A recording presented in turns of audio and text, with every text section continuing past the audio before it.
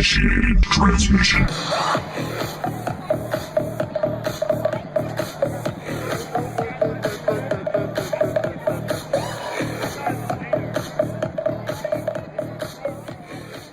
The rise of electronic dance music has made the subculture go mainstream. More and more people are going to festivals and are experimenting with drugs. However, these people are uninformed, which can cause them to make bad decisions. Misinformed people are more likely to overdose. Recently, at the Electric Zoo Music Festival in New York, 2 people died from overdose. Since we know drug abstinence is obviously failing, a better alternative is allowing harm reduction groups at raves and festivals.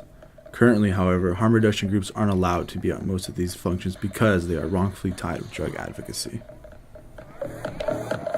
Do you know what harm reduction is? No, I guess not. You've never heard of harm reduction before? Harm reduction at a show. It's like I'll explain to you what harm reduction is. Harm reduction is when people have information on hearing protection, safe sex, as well as drugs.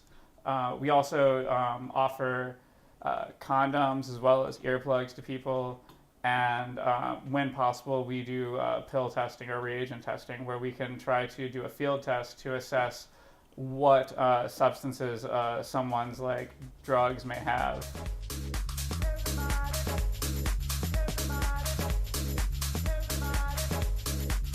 Uh, 50% these days of stuff that they think is Molly, which again people think is MDMA for the most part, is not MDMA, but is instead something like methadone, mephedrone,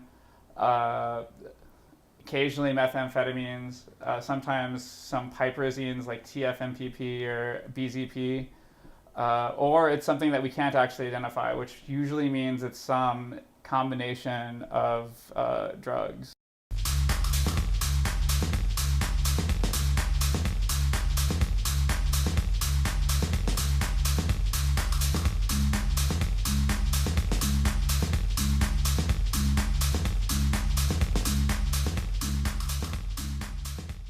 Where all drugs are decriminalized, they have government-run pill testing stations where you can get any drugs tested and see what they are.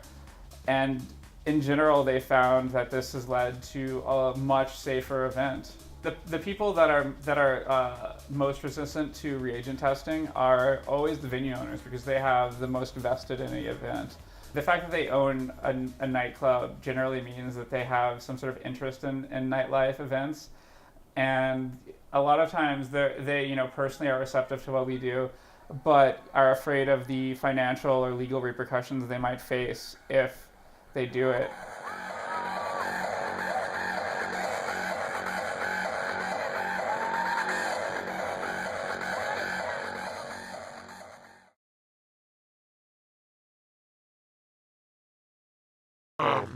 My nose was hurting really bad, and I just couldn't do anymore, but I didn't want to stop, so I started parachuting things, which is like taking, splitting a piece of toilet paper in 2 squares and then pouring whatever is like crushed up pill or whatever is like on the inside of a capsule, and then twisting it and pulling the top off, and then I would spit out my tongue and then take a drink with that, and then I was also pouring like powder into a glass of water and like chugging water, just doing a bunch of pills. I think I was doing Percocets and Klonopin and knockoff Xanax, and then I think like maybe a little bit of Dilaudid, which is really dangerous because opiates and benzos, that's a pretty fast way to OD, and that's exactly what happened. The real question is, do you know what harm reduction is? Mm-mm. You have no idea? No idea. You've never heard of it before?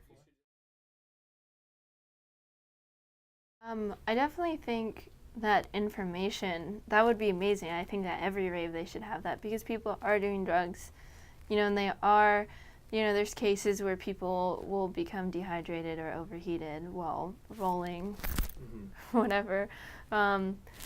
So I think that would be great, especially for people that never done it before and were thinking about it but were scared and didn't trust the opinions of those around them because of peer pressure or whatever. If there was someone there strictly to give information and say, there are good and bad things about this, there are risks, these are the risks. This is what physically happens to you. This is what's going to happen tomorrow if you take it tonight.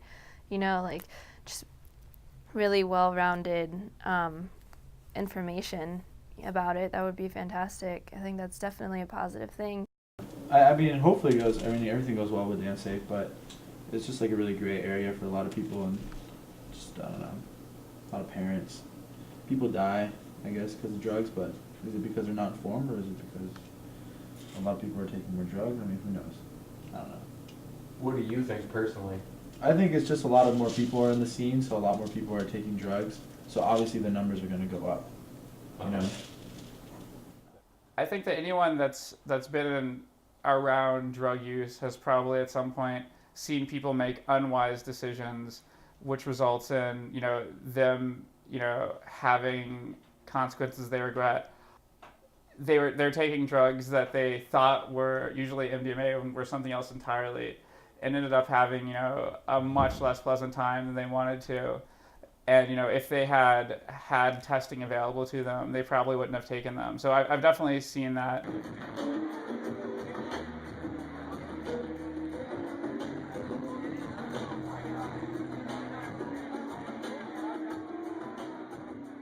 And I know that, you know, people like Insomniac have said that they've tried to have harm reduction communities, and they wouldn't allow it. The police wouldn't allow it, for instance. Although I'm not totally sure I believe them. Clearly, drug abstinence is failing to stop people from doing drugs. It is evident that harm reduction programs like Dance Safe are a necessity at raves and festivals. People want to be informed about the substances they choose to intake, and society needs to change its views so harm reduction groups aren't seen as drug advocacy, but more as a safety precaution.